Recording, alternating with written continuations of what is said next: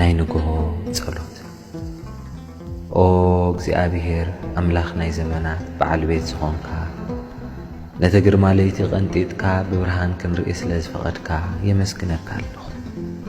ኣብ መደቀሴ ዝሓለኻኒ ካብ ሞት እውን ዝሰወርካኒ ኣኢዳወይ ናብኻ ይልዕል ኣለኹ።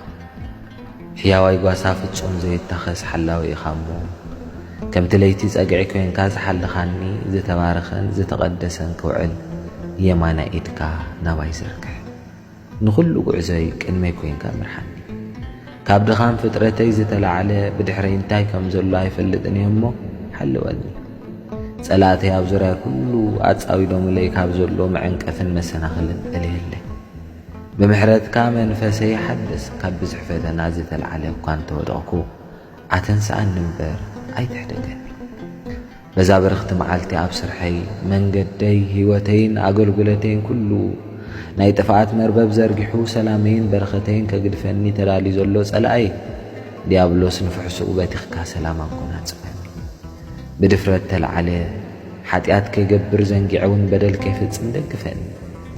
ደም ካብ ዝፈሰሉ ፍርዲ ካብ ዝቐንየሉ ድኻ ካብ ዝብደለሉ ምትላልን መጨቐጫቕን ካብ ዝኸብረሉ ጣዖትን ሰይጣንን ካብ ዝለኹሉ ስፍራ ኮነ ስራሕ ብፍጹም ሓለወኒ። ድኹም ውልድካ ኢዳወይ ዘርጊሐ መንገደይ ክትመርሓኒ ናባኻ ኣብ ዝቐርበሉ ጊዜ ሓጢኣተይን በደለይን ከይተጸየፍካ ተቐበለኒ ምርሓኒ። መዓልቲ ኩሉ ፈጺመ ንምፍጻም ምእንቲ ክኽእል ብቓላትካ መሓረኒ። መንፈስ ቅዱስ ድማ ንህይወተይ ተቖጻጸር። ከምቲ ትማሊ ዝሓለኻንን ዝመገብካንን ካብ ክፉእ እውን ዝሰወርካንን ዝፈወስካንን ሎሙን ከም ፍቓድካ ሓለወኒ። ንስኻ ዝበልካ ግድን ክኸውን እዩ እሞ ካብ መጨናቕን ምትካዝን ተስፋ ምቑራጽን ሰውረኒ ንዘለዓለም ኣሜን። ስብሃት ለእግዚአብሔር ወለወላዲቱ ድንግል ወለወለቱ መስቀሉ ክቡር አሜን።